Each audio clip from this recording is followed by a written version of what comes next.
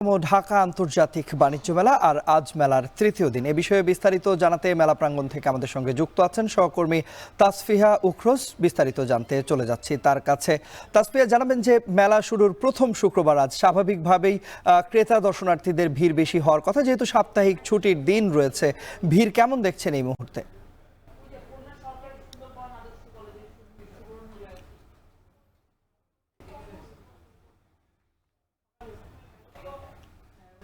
আন্তর্জাতিক বাণিজ্য মেলার তৃতীয় দিন চলছে আজ, এবং আজ কিন্তু সাপ্তাহিক ছুটির দিন অর্থাৎ শুক্রবার, এবং মেলা শুরু হওয়ার পর প্রথম শুক্রবার কিন্তু আজকে। এবং বিক্রেতারা এবং আয়োজকরা আসলে আশা করছিলেন যে সাপ্তাহিক ছুটির দিনে কিন্তু তারা আসলে দেখতে পাবেন যে ক্রেতাদের সমাগম আসলে বাড়বে, কিন্তু সেই অনুযায়ী কিন্তু আমরা দেখতে পেয়েছি যে সকাল থেকে কিন্তু ক্রেতাদের আগমন আসলে তেমন একটা লক্ষ্য করার মতো ছিল না।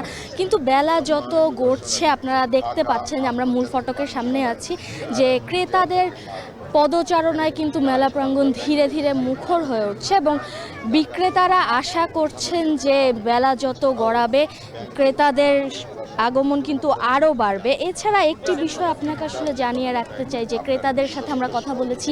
ক্রেতারা বলছেন যেহেতু আজ সাপ্তাহিক ছুটির দিন, তারা পরিবার পরিজন নিয়ে আসলে মেলায় কেউ বা ঘুরতে এসেছেন, আর কেউ বা আবার এসেছেন তাদের নিত্য প্রয়োজনীয় যে পণ্যগুলো আছে তা কিনতে।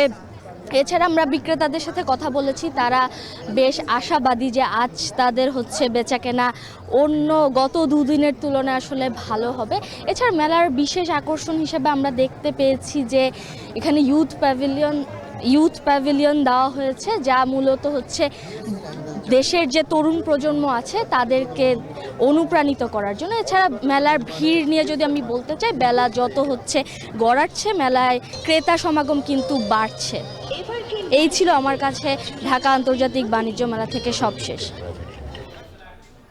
পূর্বাঞ্চলের ঢাকা আন্তর্জাতিক বাণিজ্য মেলা প্রাঙ্গণ থেকে আমাদের সঙ্গে যুক্ত হয়েছিলেন সহকর্মী তাসফিহা উখরোজ।